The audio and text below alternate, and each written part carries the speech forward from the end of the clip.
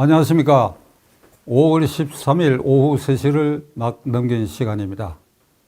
이 시간에는 민주당 이재명의 민주당이 조희대 대법원장과 대법관 10명을 상대로 한 청문회 개최권과 그 청문회에 불응했을 때 조희대 대법원장을 대한 처벌을 위한 특검법을 발의하는 이 사태에 대해서 여러분과 함께 살피고 무엇이 문제인가를 검토해 보기로 하겠습니다.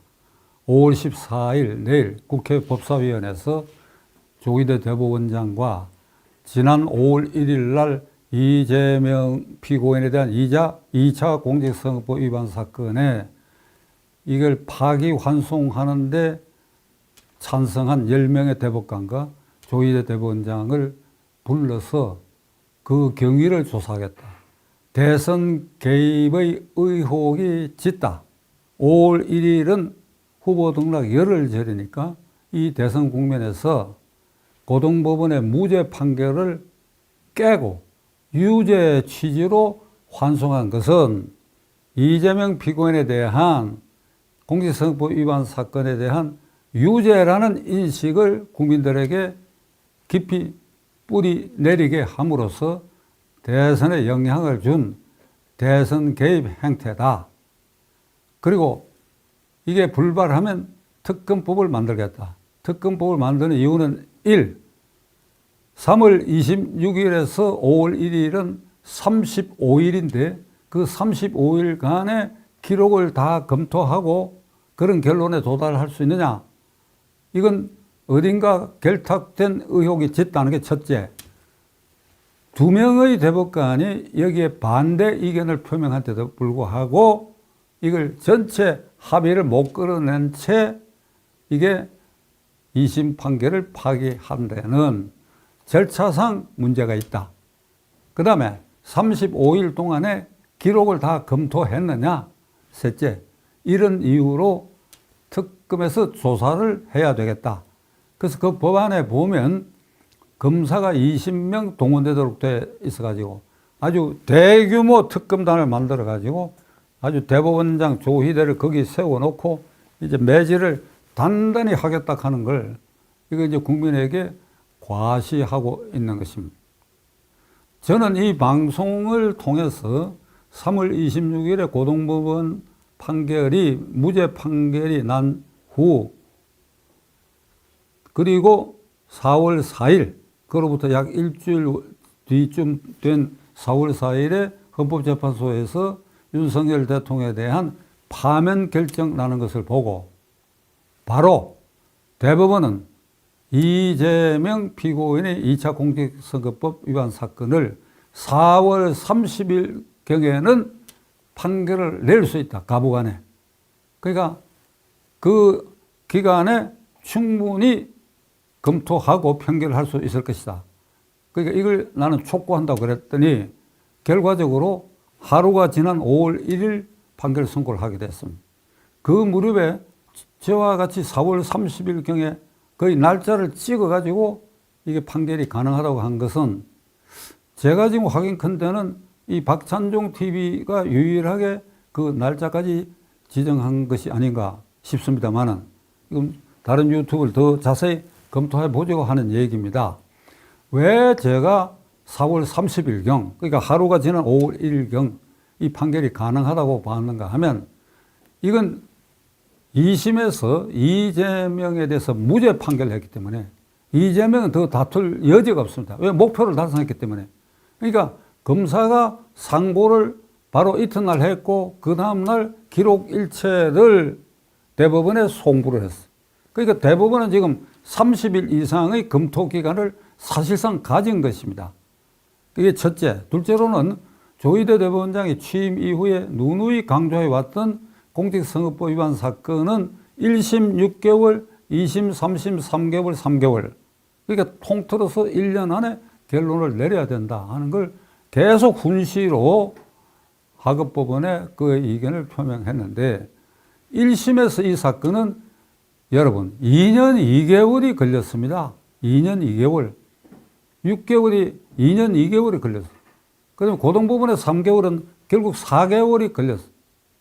그러니까 이 사건은 1심 2년 2개월이 걸리게 된 것은 처음 이 사건을 맡았던 부장판사가 한 번 준비기일을 열고는 1년을 방치해 뒀다가 사표 내고 법원을 떠나버렸어. 저는 이게 직무유기라고 생각합니다. 공직선거법 위반에 대한 이 심리와 판결은 633 원칙이라고 규정되어 있고, 그리고 강행 규정입니다. 633이. 모든 사건에 우선하여 공직선거법 위반 사건을 다루도록 돼 있습니다. 그럼 1심에 첫 부장판사 1년 만에 도망쳐버렸. 그 다음 부장판사가 1년 2개월 만에. 그러니까 이재명 피고인 측에서 자꾸 중복되는 증인을 신청하니까 참 이 말씀 드리기가 거북합니다만은 이 부장판사도 기가 약한 것 같아. 중복되고 사실관계 이걸 증명하기 위해서 이 증인, 다음 증인, 다음 증인 자꾸 이렇게 중복되게 한 건 끊어버려야 되는데 소송지휘권을 발동해가. 그거 다 들어주다 보니까 검사도 어쩔 수 없이 이걸 깨기 위한 탄핵 증거를 증인을 신청할 수밖에 없고, 그러다 보면 1년 2개월이 걸렸는데 그래도 판결은 징역 1년에 집행유예 2년을 선고했어. 그 2심이 4개월이 걸렸어. 그러니까 이런 기간의 그 상황을 볼 때도 그렇고, 대법원에서 5월 1일을 지나서 하게 되면 이게 결국은 633 원칙도 안 지켜질 뿐 아니라 어차피 판결해야 한다면, 판결이 충분하게 이루어졌다고 한다면 5월 1일에 하는 것이 당연하지요. 그렇게 해서 이게 선거의 안정성을 위해서도 이게 이재명 피고인에 대한 이 부분은 이렇다 하는 걸 분명히 사법적 판단을 하는 것은 저는 온당했다고 봅니다. 그런데도 청문회를 개최하다가 망신 주겠다, 특검으로 위협하고 있는데, 이재명 후보가 대통령 당선되면 이 특검법 아마 통과시킬 겁니다. 알 수는 없는 일이지만은. 이제 그래갖고 대법원을 쑥대밭을 만들겠다. 지금 이 칼을 갈고 있는 모습을 보이고 있어요. 칼을 갈고. 이렇게 갈고 있다. 이 칼을 갈고 있는 것 중에는 이 청문회와 그 다음에 대법원장 특검법 외에 대통령으로 당선된 피고인은 당선 직전까지 진행 중이었던 공판, 재판은 임기 중에 중단된다는 형사소송법 개정안도 지금 제안되어 있는데, 그게 단서를 또 하나 붙여놨어요. 중단한다 이래놓고 그 다음에 무죄로 예정되는 사건의 진행은 이에 해당하지 않는다. 이게 저도 무심코 이걸 들여다보지 않았고 아마 여러분들도 그랬을 것입니다. 근데 자세히 들여다보면 이런 말입니다. 모든 형사사건의 공판은 일단 진행한다 이래 보니까 좀 멋쩍으니까 단수를 붙여가지고 무죄가 예정되는 사건은 공판해도 좋다. 이건 두 가지 측면에서 법관을 완전히 깔아뭉개는 소리야. 진행한다면 무죄 반드시 선고해라 이 뜻이고, 이를 지켜보는 국민을 좀 거북한 얘기입니다. 이 개돼지 취급하는 거예요. 이게 이런 이재명 강경파의 이 망동 행위에 대해서 저는 이 대목에서 이렇게 얘기하고자 합니다. 아니, 이재명 지지하는 거 좋다. 자유 아닙니까? 민주당 지지하는 거 좋다. 자유 아닙니까? 그러나 이런 황당무계한 이런 법안과 이런 청문회, 이런 특검 법안, 이런 형사소법 개정안은 이건 말려야 되거나 자체 내에서 비판을 하거나 이건 지나친 일이다. 이런 목소리도 있어야 할 거 아니냐 이 말입니다.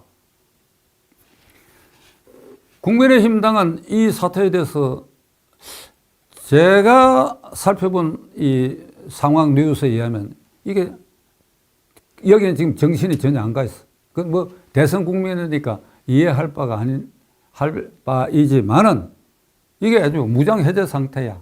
어떻게 그냥 이걸 감수하고 멀거니 쳐다보고 있는 꼴인데, 저는 이재명과 그 강경파들의 이러한 이 청문회와 법안 발의 소동은 사법 방해 행위로 이들을 단죄해야 된다고 저는 생각합니다.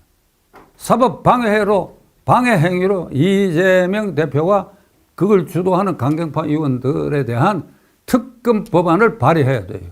누가? 국민의힘 당이. 그래 통과되겠느냐? 안 되겠지. 안 되더라도 발의해야 돼. 그래 국민들에게 왜 사법방해죄로 범하고 있는 이들이 이런 폭압적인 행동을 하느냐 하는 것에 대해서 대비해갖고 국민을 인식시킬 필요가 있지 않느냐 이 말이야. 사법방해죄 명백하지요.